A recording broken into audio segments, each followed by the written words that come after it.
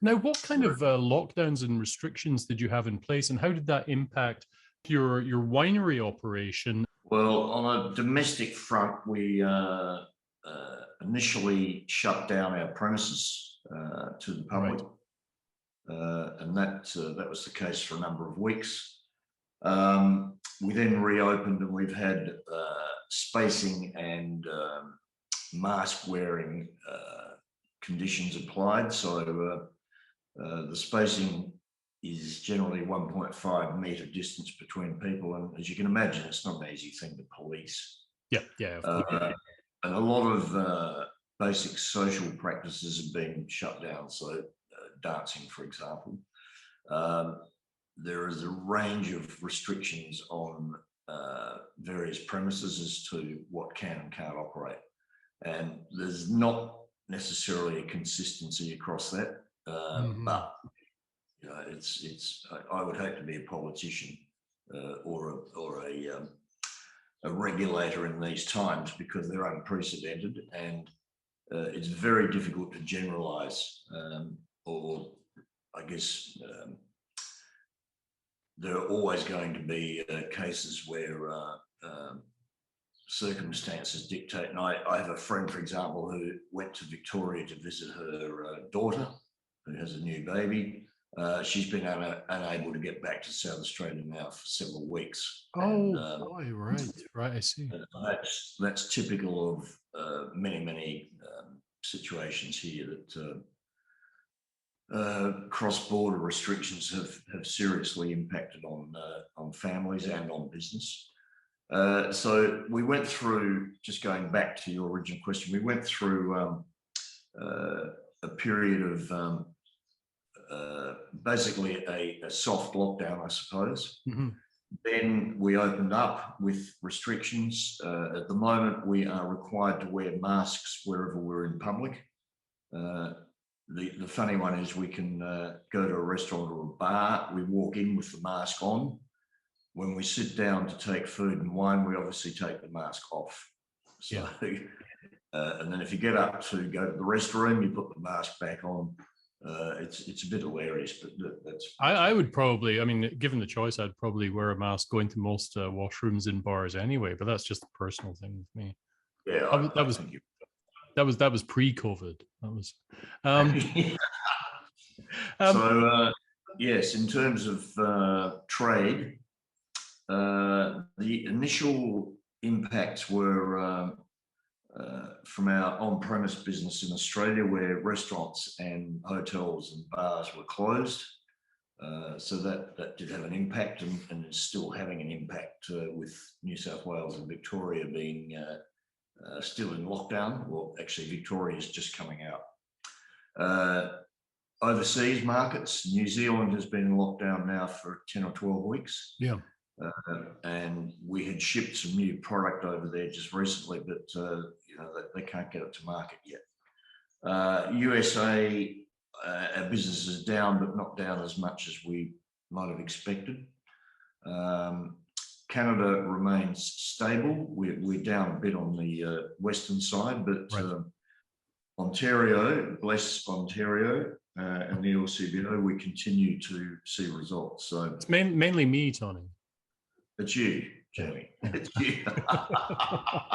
Thanks to Jamie Drummond.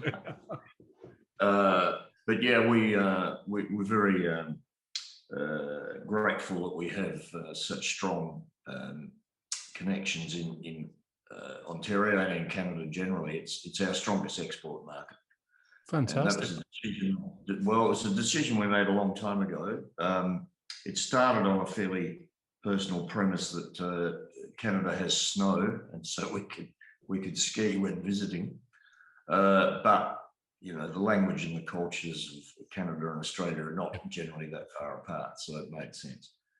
Now, we've been struggling with all of these various restrictions, everything that's been going on with the pandemic. However, Mother Nature doesn't care one little bit, and you've been gone through 2 harvests during the pandemic. How have those 2 harvests been? The 21 harvest was okay. 20 had been very small in terms of Right. volume, and I think that is perhaps a result of underlying long-term drought that we've Yes. been experiencing since about '07, with a couple of exceptions. So in that period, '07 to 20, I think we had, in our case anyway, we had maybe 2 vintages that we'd call normal in terms of quantity. Fortunately, our quality has never been compromised, so that's first priority. But there is a requirement for volume. Yeah. So that's up to 20. 21 was a better vintage in terms of quantity. We were back to sort of normal yields, in our case, around 3 tonnes to the acre. That's 21. 22 should be shaping up okay. We've had an unprecedented amount of rain over the winter. Yep, been reading about that. Yeah. In fact, it was raining cats and dogs last night. So that's been refreshing on all fronts, and things look terrific. However, yesterday in the Barossa, I believe there was some severe hail damage. So, back to your point of it being nature and nature's way of interfering. Yeah, we also have vines that are getting longer in the tooth. So we planted from 91 through to 96 primarily. So those vines are all, they're between 25 and 30 years of age. And I guess young vines that have gone in more recently are yielding good volumes. But ours are probably in that mature phase now of small yield, but the quality is staying right up there, which is terrific. Superb. Now, we've been speaking about wine consumption in these different outlets across the world, I guess. How has your wine consumption been personally over the last, well, I guess let's say a year and a half? Personally? Yes. I think in the first phase of the pandemic, everybody increased their rate of consumption. I think that's fair to say. It was therapeutic in part, but also it was one of the tools that one uses to reduce boredom. And what we're finding now is with our direct-to-customer business that it doubled initially. Yes. It's staying more or less at that level, but there are 2 things happening. More and more wineries are resorting to that channel, obviously on the back of the China tariffs and other reduction in business. And secondly, people have reduced their binge intake. So if you like, phase 1 was go for it. And also I think there was wine being stockpiled in the same way that toilet paper might have been. Yeah, I agree with you there, yes. Because there was an uncertainty and people said, well, we better stock up. So we were getting quite good orders by case. That's tapered off, and customers we're talking to are saying, no, we're drinking less. And we're actually getting more offers from more wineries, but we're drinking less. So that mirrors my own behaviour. In fact, I've been drinking stout lately. Supposedly has medicinal properties. Supposedly. Supposedly. In terms of back onto the overall trade, our Australian distributor said to me sort of mid-pandemic, we have 3 types of clients. I think restaurant, think hotel, whatever. 3 types of clients. One is businesses that are closed and can't pay their bills. Secondly, businesses that are open and can't pay their bills. And thirdly, businesses that are open who are not buying wine. So understanding the first 2, the question then was these businesses that are open and not buying wine, what's happening? And it appeared that in many cases they were ratting through inventory or through stocks held by family or friends or whatever, saying if you've got wine that you're not drinking, bring it in, we'll buy it and we'll on sell it. Obviously there are licensing issues and whatever come into play there, but That was the position probably earlier this year. I think what we're seeing now is business is returning to something normal, but volumes are down. Right.